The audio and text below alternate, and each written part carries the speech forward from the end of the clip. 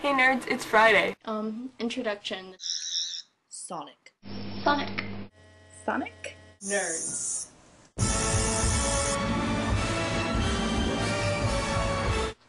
Maybe that should be our beginnings. Actually, I'm filming this on Tuesday because I figured that since I just watched The Girl Who Waited, I might as well just record this now.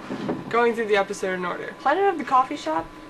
Like, really? You have an entire planet devoted to coffee shop. That's a little weird, but I did like it being in there. I also liked how even the Doctor hates Twitter. I mean, like, I understand its pluses and whatever, so don't hate on me for that, but it very realistic that, like, they're going out to explore a planet and Amy wants to tweet about it and the Doctor's like, come on.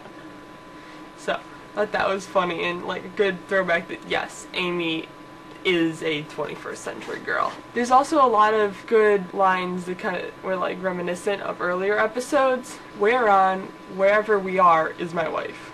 That's a nice throwback to Let's Kill Hitler. I really, really loved those nerdy glasses that the Doctor had. It's just so him. And I mean, 10 had his little nerdy glasses.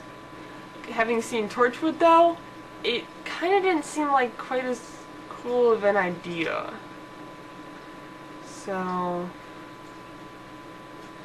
I don't know, especially with the fact that if the Doctor's talking to Rory, that Amy could hear the Doctor too. I mean, I guess it's kind of cool. I'm glad they didn't really harp on the Doctor, like, potentially dying in this episode. I like that it was just a way to get the Doctor out of the situation and have it be more about Rory. And it was more about Rory saving Amy, a lot less about the Doctor can't because he's going to die if he tries to. So I like that that was only a device to get him out of the way. I thought the scenery for this episode was really, really good.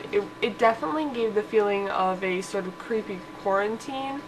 And I liked the random Roman statue and that Roy was definitely fascinated with. That was funny.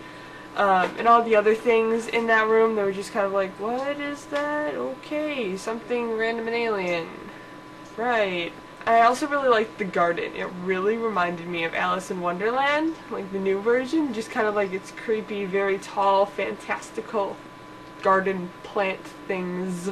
Also a throwback to Let's Kill Hitler, when the older Amy came and put her sword at Rory. He's like, I come in peace! And it seems like this time it did actually work. I think it was really sweet, too, that Rory said, you know, I don't care that you got old. I care that we didn't get old together.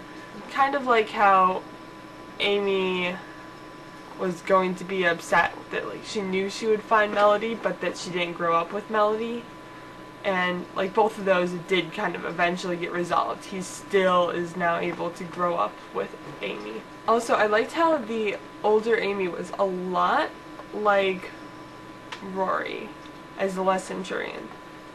Because in A Good Man Goes to War, when the Doctor's asking Amy for a hug, he, like, kind of reminds her, just warning you, I have a sword.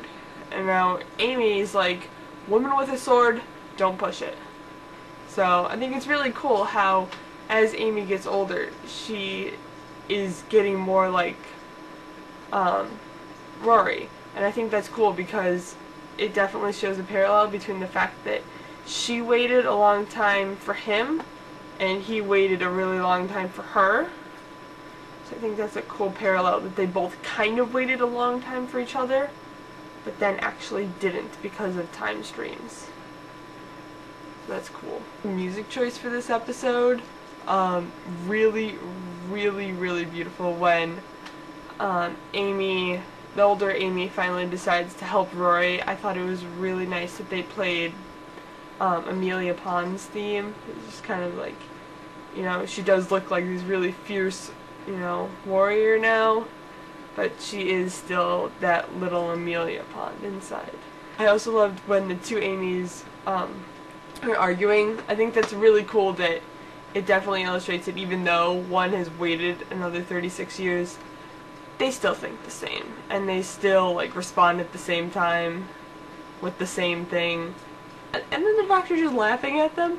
That's great. Seeing that Amy goes in, older Amy goes in and like totally kicking butt with those hand bot things. Kind of wonder what their actual name is, because I doubt they were called hand bots. But I really like the scene where she's going "Rawr!" and killing them off. I thought that was really, really well done. I especially like the sparks flying through the air. If anyone could escape predestiny, it's your wife. It's hardly rocket science, it's just quantum physics. That is definitely something I would say.